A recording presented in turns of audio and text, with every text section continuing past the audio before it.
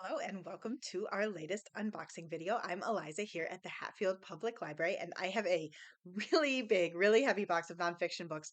Almost seems too big to do in one video, but I think that at least half of these books are like cookbooks, books of a larger size. So I think even though the box is very heavy, we can make it through pretty fast. And I'm going to start us with a beautiful cookbook called Dinnertime SOS.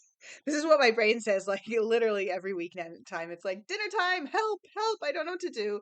This is um says yummy toddler food, but then it actually says 100 sanity saving meals for parents and kids of all ages that they will actually want to eat. The stuff on the cover does look very delicious. Oh my gosh, I should bring this home and show my children. Oh, this one doesn't have pictures. I like there to be pictures for every page, but I guess the pictures are just ahead. Anyways, I should bring this home, show my children, be like, what should you tell me? And then they can help me cook it. That's the dream. That looks delicious. Lots of ideas. I think part of the reason too is just you run out of steam when it comes to just thinking of things. Safe and Sound, a renter-friendly guide to home repair. This was requested by a patron. It's written by Mercury Stardust, and it is, again, um, good for people who are renting apartments, but also if you own a home, this is just apparently a very accessible guide to how to fix some things yourself. We have so many things broken in our house right now. I definitely need to take a look. Scandinavian-style Christmas knits. Oh my gosh, it seems too early. It's like 80 degrees outside, but here we go. Christmas knits, ornaments and decorations for a Nordic holiday by Thea Ritter. Oh, those look like Christmas ornaments, dangly things, a big knitted star. You know you want to knit a big star. Absolutely Beautiful Things. This is by Anna Spiro. I love this cover. So this is decorating and inspiration for a bright and colorful life. So interior design. Um, Again, like with the food, if you're just feeling a little bit uninspired, I feel like this is a good time to think about these things because we're going into winter and you're going to be, I mean, in New England at least, people are home a lot. And, you just want your house to feel like a comforting place. Um, Simply Simon Suppers. So this is by Michael Symon, who I think must be some sort of media person. He has that look about him. But I'd actually never heard of him, but that's fine because I'm just not. Yeah, he does something called Fix It with Food. Oh, that looks delicious. Spicy corn on the cob. You can still get corn on the cob around here, but it's going fast. Pork roast with cider braised root vegetables. This seems like a really good fall cookbook. Pomodoro sauce? I've never heard of that. Meatballs. Oh, I like this look. It has lots of pictures for to sort of see what you need to do along the way. Nice, nice layout. Brilliant Bites, 75 amazing small bites for any occasion.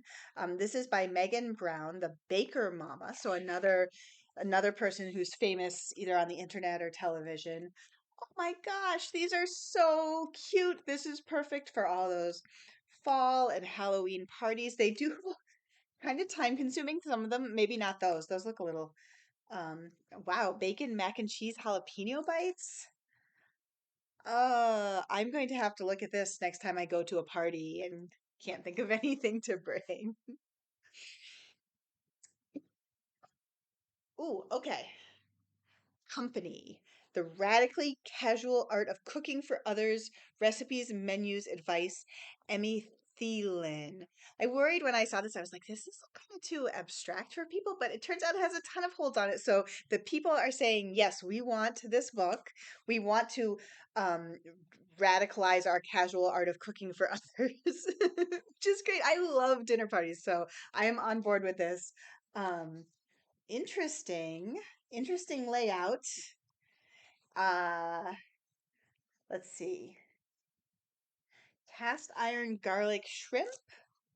I wonder what makes it so radical. It looks like a regular cookbook with very cool graphic design.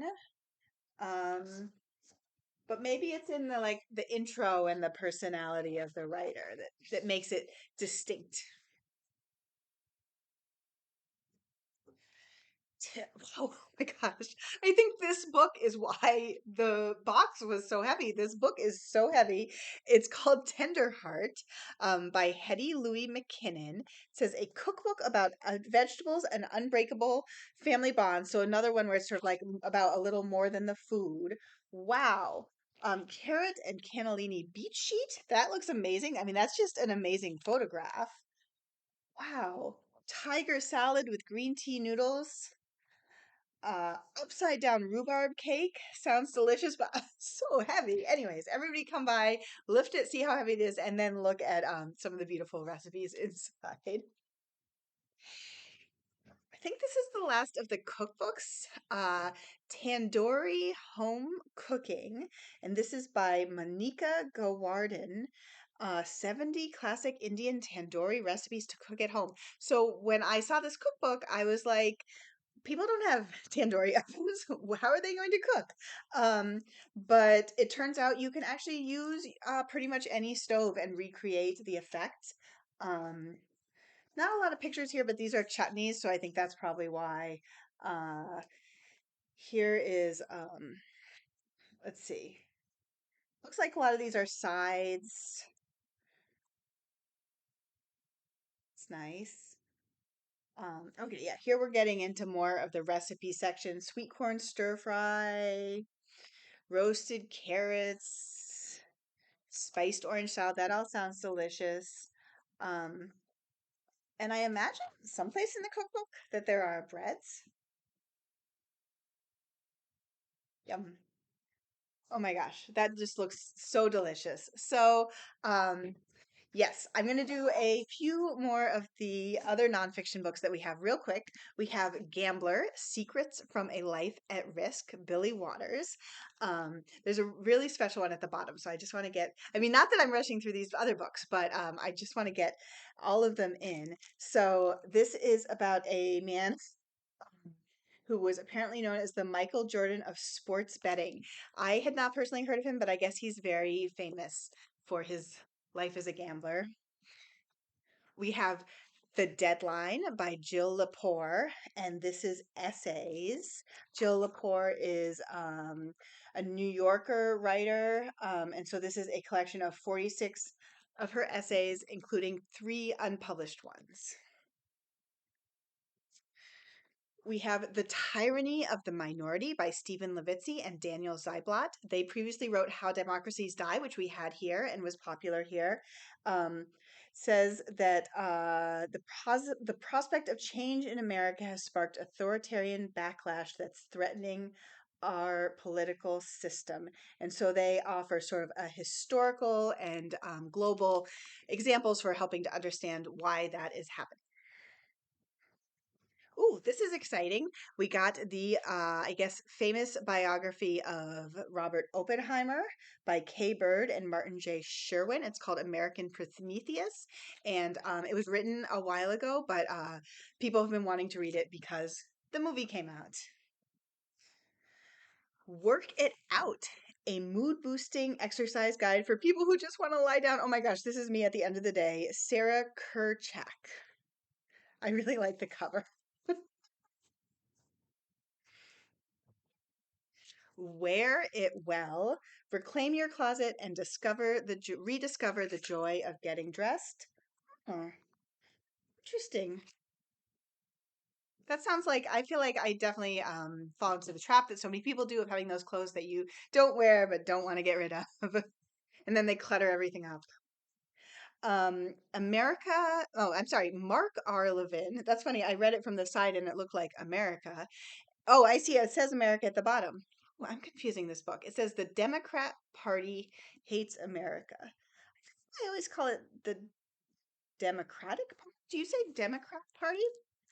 I guess that doesn't sound right to me. But anyways, this is the author of American Marxism, which talked about Marxism invading American places, and yeah, yeah. So this is specifically about how he says the Democrat Party. Again, that doesn't sound right to me. I don't think people say that. But it's a 7-time New York Times bestselling author, radio host, and Fox News star.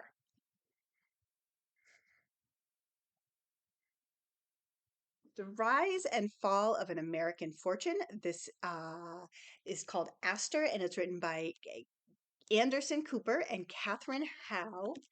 And oh my gosh, look at that mansion. It's the story of one of the wealthiest families in United States history, and then how they end up going under.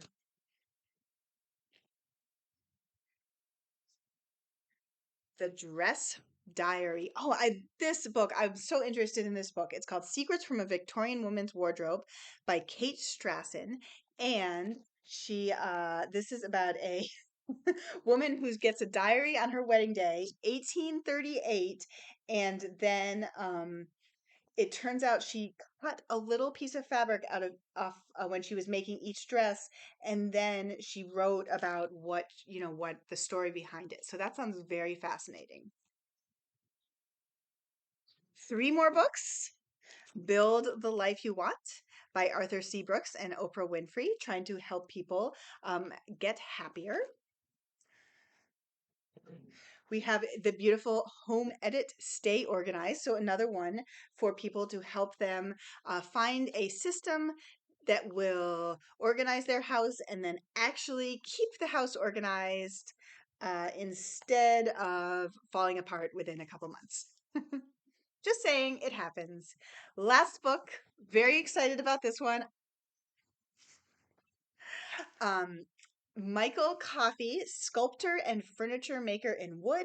This is actually the husband of one of our library trustees, and we have really all been looking forward to this book coming out. He does amazing woodwork. I've been over to her house and met him, and it just blows me away what he does.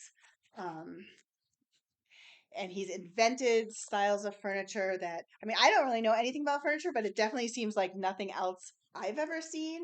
I also really love the book is oversized, so you really get a sense. I mean, 'cause some of these things, well, not this, I think that's small, but some of the things he makes are really huge. So I love that they really took the effort to make a book that would reflect that. Just super excited to have this local sculptor and friend of the library being celebrated. Uh, and now I'm going to show you this. This was my box, and it was completely full of books. The video is a little longer than usual, but totally worth it. And I will be back soon with more.